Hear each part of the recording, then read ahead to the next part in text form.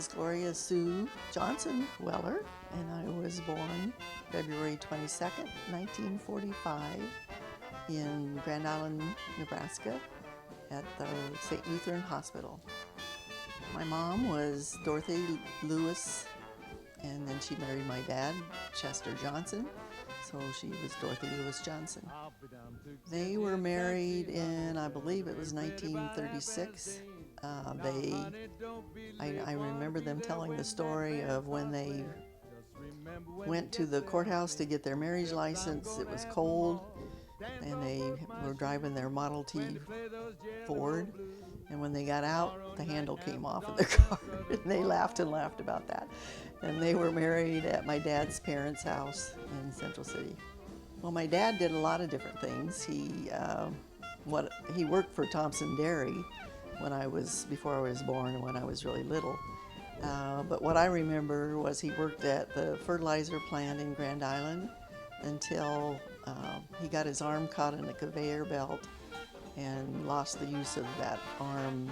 And it was about that time that my older brother was going to go to college at Kearney.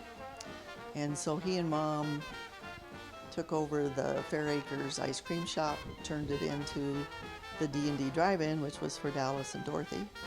And so then my dad helped with them, and they turned it into a drive-in. It was just kind of an ice cream place, and they turned it into a drive-in where you could get sandwiches, and then they built on and turned it into a cafe where they served meals. That building now is a liquor store. It's called the M&M Liquor Store, and they took that over when my folks sold it, and it's been in the M&M Liquor Store ever since.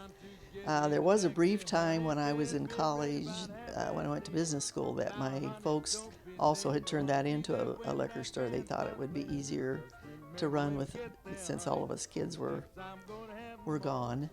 Then they ran the Ace Cafe in Chapman for a while. Just couldn't get that out of their blood, I guess. They had a little ice cream place in Silver Creek that they ran at one time along with the drive-in. And they also worked at the Legion in Clarks for a while, ran the Legion in Clarks for a while. So did a lot of different things. My dad always had a garden. That was one of his big loves. He did farm for a while, and then the owners of that farm had a son who wanted to come back and farm, and so we moved back to town. But had a lot of good memories on the farm. I've been thinking about the first memory that I can remember. It's hard for me. The memory that I think I remember, I don't see how I would remember it because I was about a year old. But I remember the feeling, not the where we were at or what we were doing, although I know that now from, just been looking at pictures. But I remember the feeling of sitting on my mom's lap and feeling safe and loved.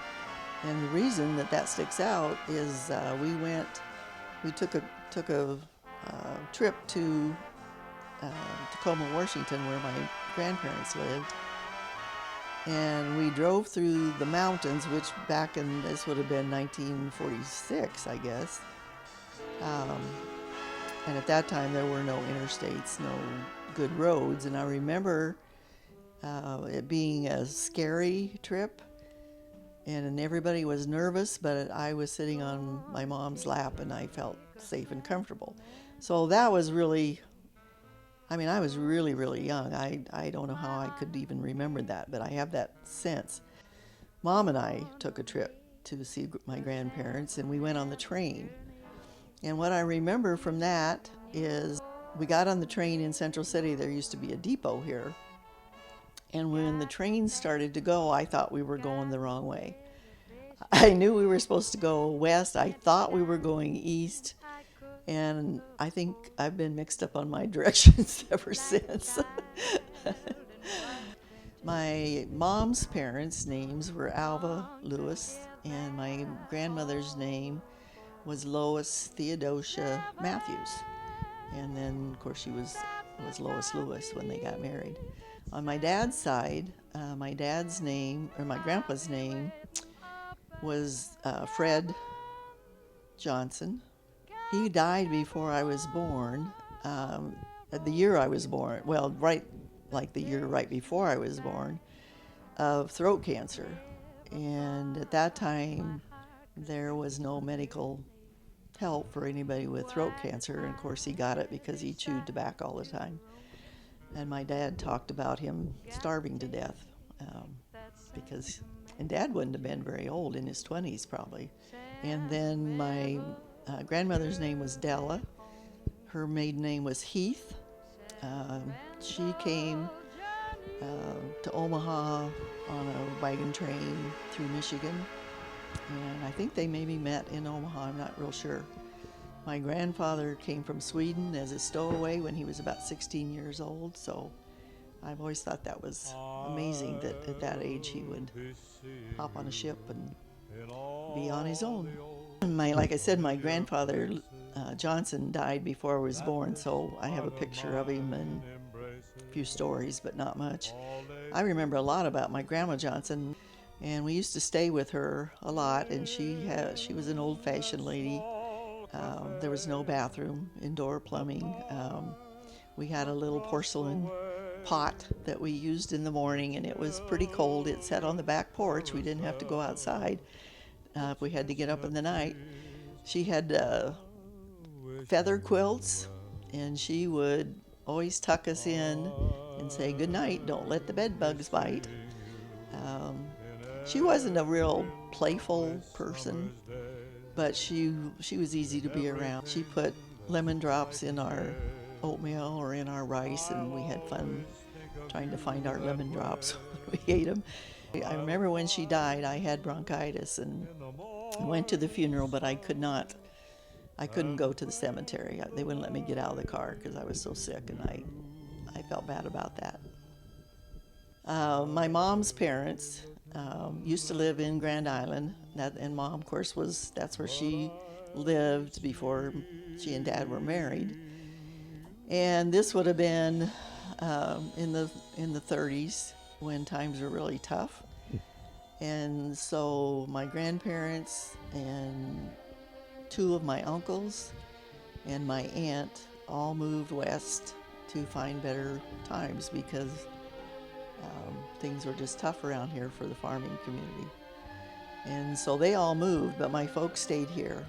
And I guess they did talk about going west, and I always thought, I'm kind of glad they didn't because I wouldn't have had the life I had. But anyway, so Grandma and Grandpa lived in Tacoma, Washington, and Grandpa worked at the college as a maintenance man for a while, and then they managed apartment houses for many years after that. And that's what I have a memory of, them managing apartment houses.